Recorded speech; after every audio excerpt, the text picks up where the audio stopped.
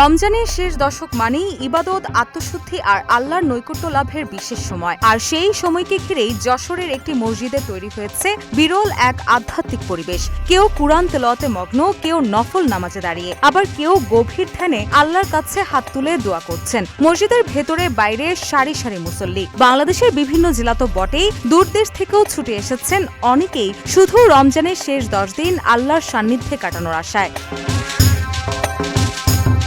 যশোরের সদর উপজেলার সতীঘাটা এলাকায় অবস্থিত এই মসজিদে এবার ইতিকাফে বসেছেন ১৫০০-এরও বেশি মুসল্লি, যাদের মধ্যে ৭৫ জন বিদেশি নাগরিকও রয়েছেন। তারা এসেছেন Bharat, Pakistan, Myanmar, Singapore, England, দক্ষিণ আফ্রিকা, যুক্তরাষ্ট্র ও পানামা থেকে। রমজানের দিন যত গড়িয়েছে ততই বেড়েছে ইতিকাফে বসা মুসল্লির সংখ্যা। ২৫ রমজানের হিসাব অনুযায়ী এখানে সুন্নত ইতিকাফে রয়েছেন প্রায় ১৬০০ মুসল্লি। একসাথে এত মানুষের ইবাদতে মগ্ন থাকা দৃশ্য যেন এক অনন্য দৃষ্টান্ত তৈরি হয়েছে এলাকা জুড়ে।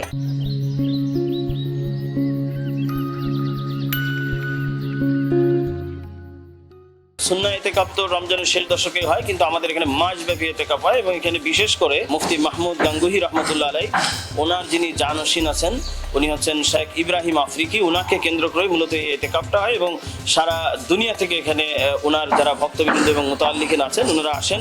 শুধু ইবাদতই নয়, এই বিশাল আয়োজনকে ঘিরে চলছে বড় ধরনের প্রস্তুতিও। মাদ্রাসার শিক্ষক, স্টাফ এবং শত শত শিক্ষার্থীর স্বেচ্ছাসেবক হিসেবে কাজ করছেন এখানে। ইফতার, রাতের খাবার ও সেহরির ব্যবস্থা থেকে শুরু করে মুসল্লিদের সার্বিক খেদমতে ব্যস্ত তারা। যদিও এমন বড় পরিসরে ইতিকাফের আয়োজন এখানে নতুন নয়। ২০২৩ সালে প্রথমবারের মতো বড় পরিসরে এই মসজিদে ইতিকাফের আয়োজন করা হয়। এরপর থেকে প্রতি বছরই দেশ বিদেশের মুসল্লিদের উপস্থিতি বাড়ছে। ১০০ থেকে ১১০ জন মতো লোক এখানে কাজ করে এবং প্রতিটা কাজকে সুষ্ঠু এবং সুন্দর করার জন্য সবসময় উস্তাদের তত্ত্বাবধানে এই কাজটা পরিচালিত হয়। বিদেশি যে মেহমানগুলো থাকে তাদের জন্য সব ঝাল ছাড়া খাবার। প্রতিদিন মেনুতে অবশ্যই খাসির গোশ থাকতে হয়, সাথে মুরগির গোশ এবং চাইনিজ সবজি, পাকিস্তানের যে বাসমতি চাল এর ভাত। এছাড়াও এদের একটা বর্তমান আমাদের এখন ১০০ কেজির উপরে দুধ লাগবে তার জন্য। বিরিয়ানি করতে হলে আমাদের ২৫ থেকে ৩০টা ডেক আমাদের হলো চড়াতে হয়, মানে রান্না করতে হয়। এতে আমাদের গোশ লাগে ৩৫০ থেকে ৪০০ কেজি গোশ লাগে, আর চাল লাগে হলো ৩০০ কেজি। জানা গেছে খানকায়ে মাহমুদিয়ার ব্যবস্থাপনায় পরিচালিত হচ্ছে ইতিকাফে থাকা মুসল্লিদের সার্বিক খেদমত। মুসল্লিদের ভাষ্য, আল্লাহর নৈকট্য লাভের উদ্দেশ্যেই তারা এখানে ইতিকাফে বসেছেন। ঈদের চাঁদ দেখা পর্যন্ত এই মসজিদে হাজারো মুতাকিফিনদের ইতিকাফ হবে।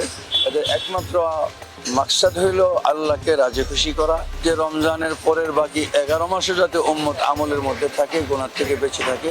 এই ২০০১ সালে এখানে প্রতিষ্ঠিত হয়েছে। বর্তমান দেশের মধ্যে পরীক্ষা ফলাফলের দিক থেকে পুরো বাংলাদেশের ৩ নম্বর স্থানে বর্তমানে মাদ্রাসা আছে। রমজানের শেষ দশকে যশোরের এই মসজিদ এখন শুধু একটি ইবাদতের স্থান নয়, বরং দেশ বিদেশের মুসল্লিদের মিলন মেলায় পরিণত হয়েছে। রুশা সুর, নিউজ ডেস্ক, ইত্তেফাক।